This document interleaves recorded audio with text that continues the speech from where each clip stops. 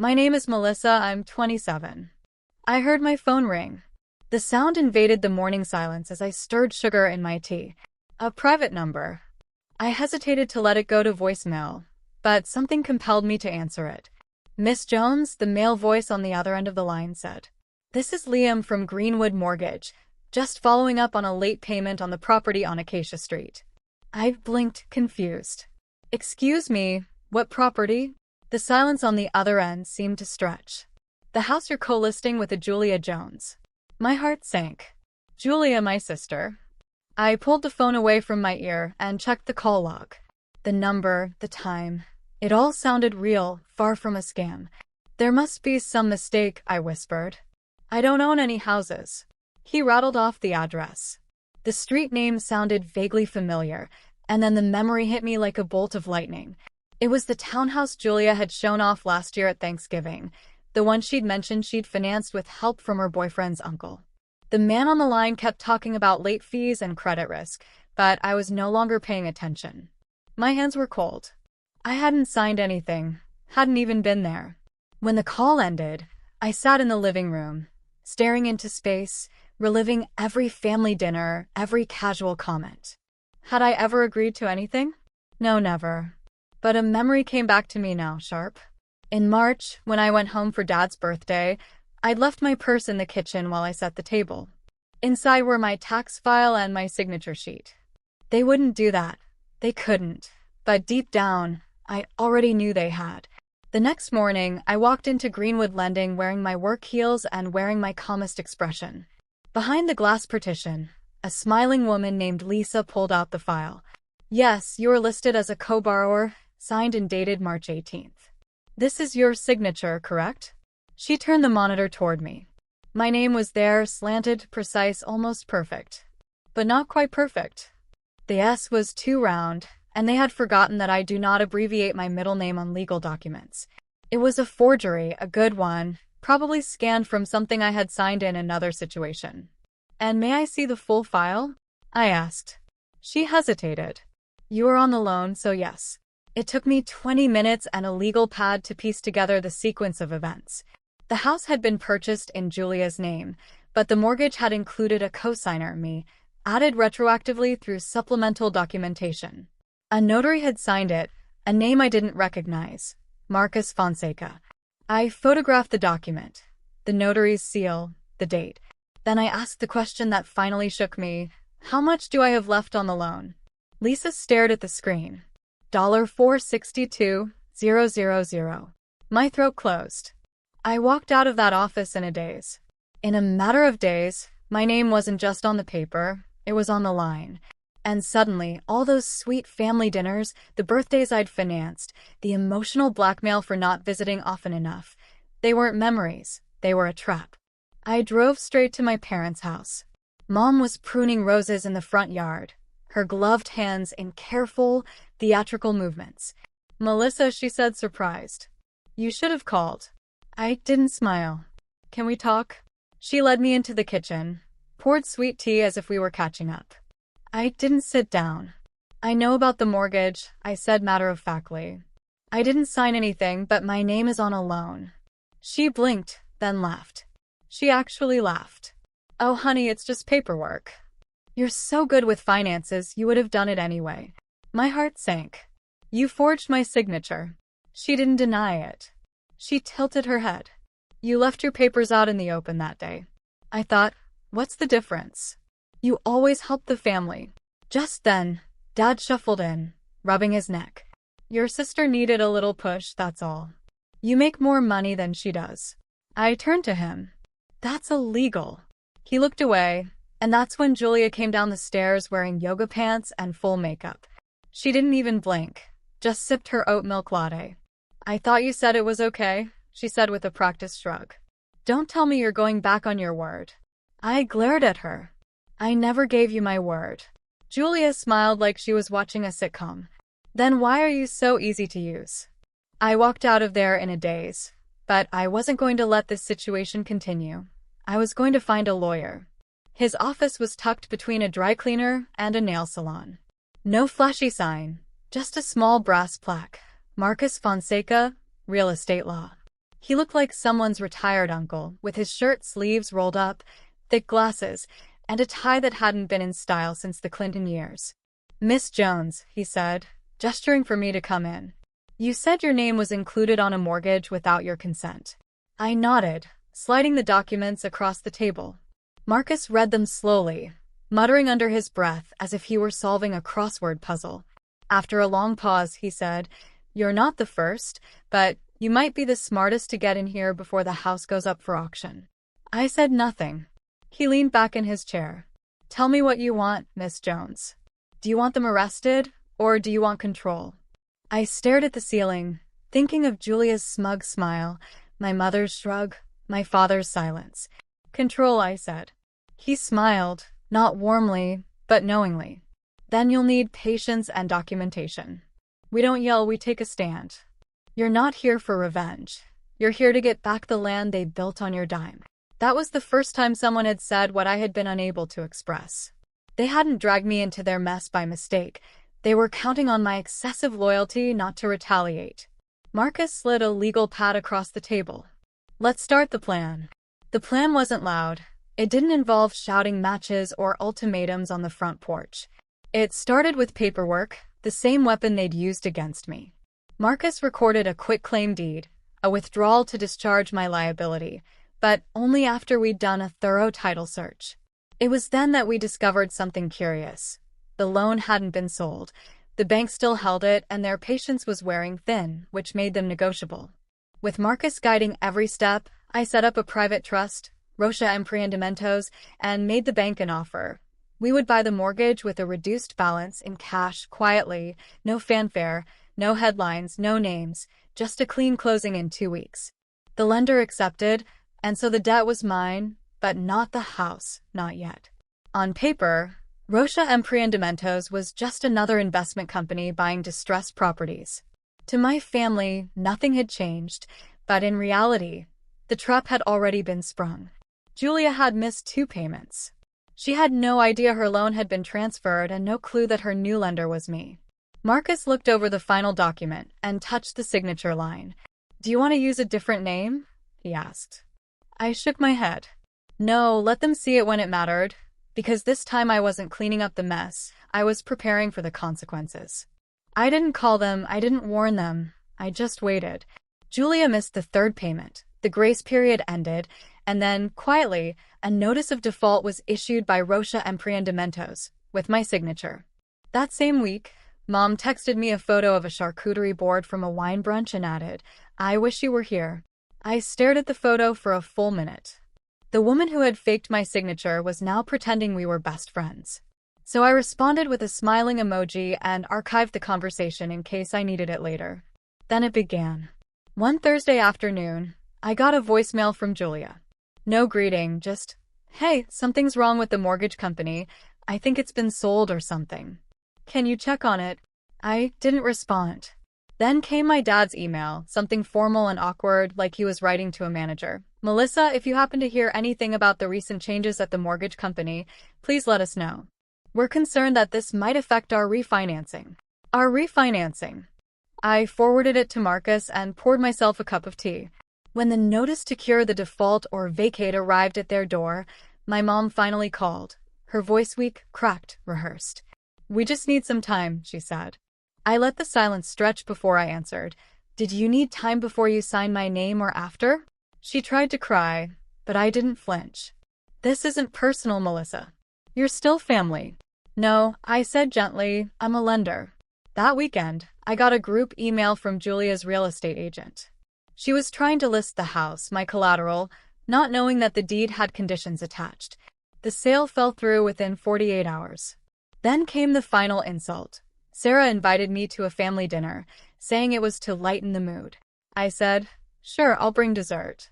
What I was really bringing was the property and a notary waiting outside in a parked car, ready for signatures that really mattered. The dining room smelled of rosemary chicken.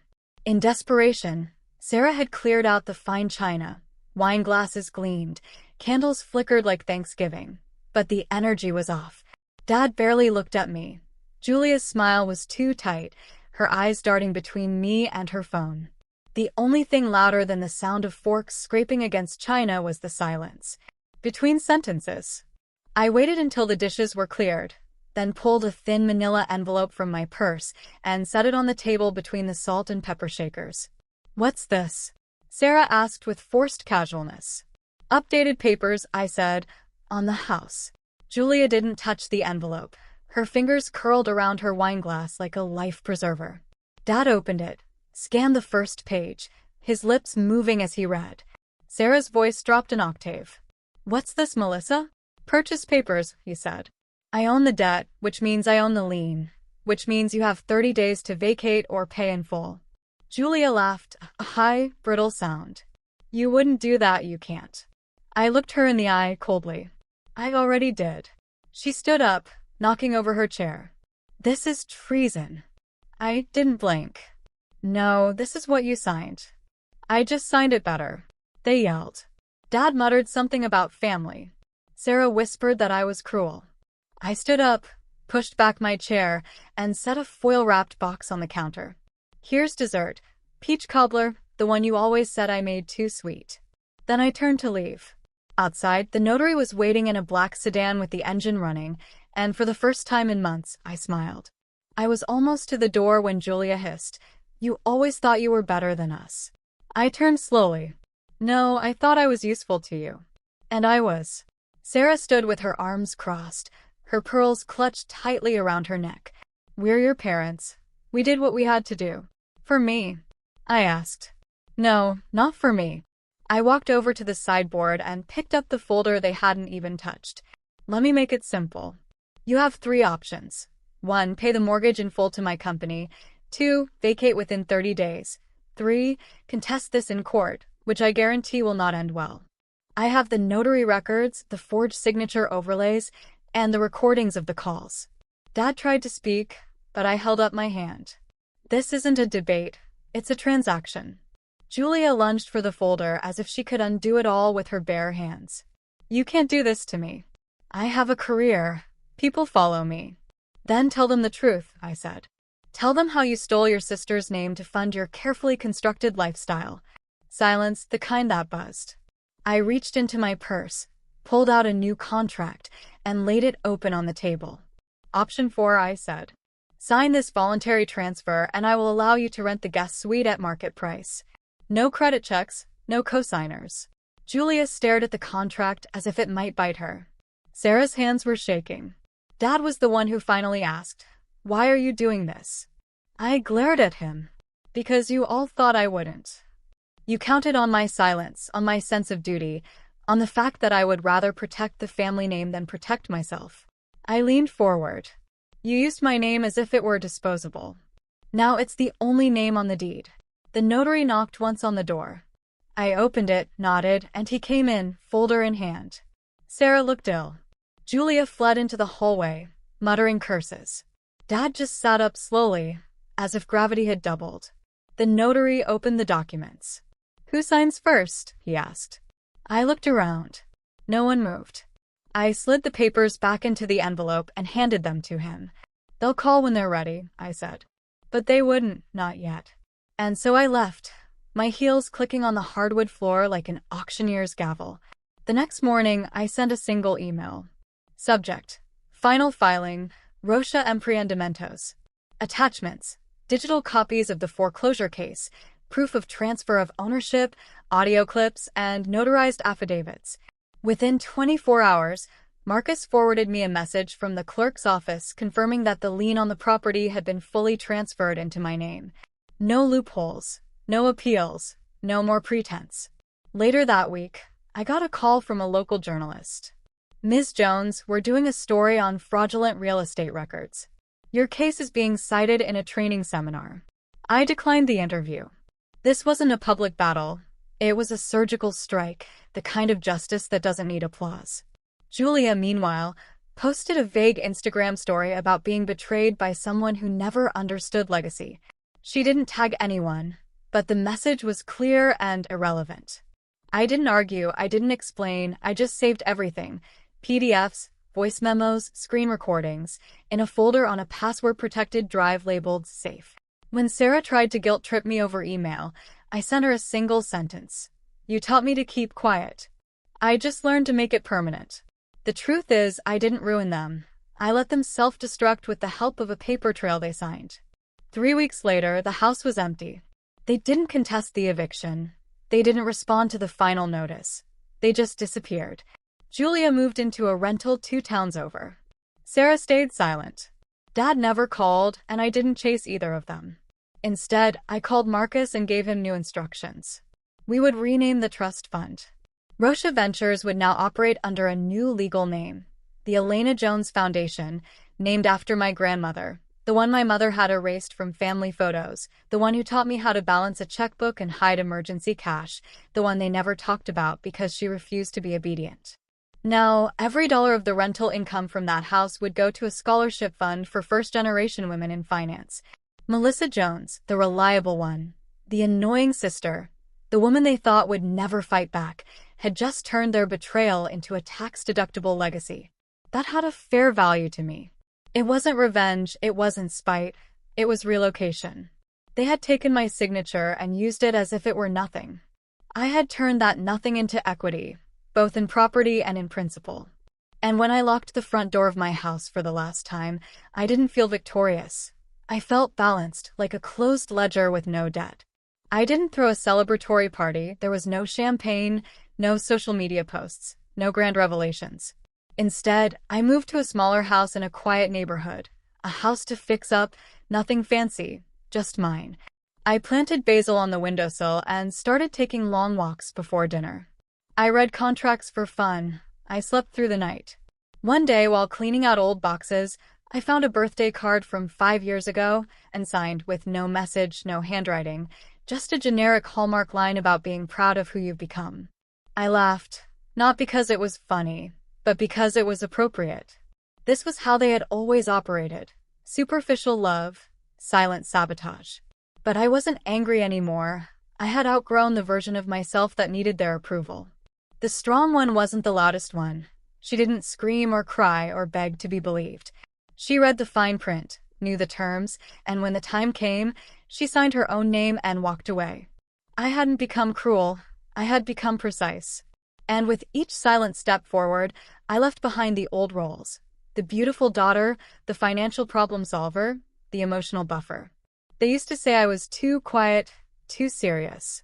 It turned out that silence was my sharpest weapon, because when I finally spoke, it was with action, and there was no apology in it. The grass was tall. I stood at the edge of the yard, the one they had once called Julia's place, but now the deed said otherwise. I held a small measuring wheel in my hand, walking slowly around the perimeter, watching the counter tick away. Each click marked distance, but to me it marked something else. Boundaries, the kind they never gave me, the kind I had to draw for myself. At the back fence, I stopped and looked out at the field behind the house, quiet, open, untouched, a symbol of everything I had reclaimed. No, I hadn't burned the house down, I hadn't thrown anyone out into the street, I had given them options, I had given them terms, I had followed the rules, even when they didn't, because power isn't in chaos, it's in control. They had put my name on something without asking, so I asked for nothing and I got it all back. In the end, it wasn't about the money, it wasn't even about the house. It was about finally choosing me. No excuses, no fuss, no need for them to understand. I turned to the street, keys in hand, sunlight cutting across the lawn. And in that stillness, I heard it. Not forgiveness, not regret, just the sound of peace. They built that house with stolen signatures. I took it back with silence and drew the property line with my own name. Melissa. What did you think of Melissa's attitude? Would you have done the same as her? Tell us in the comments. If you like this story, please like this video and subscribe for more stories like this.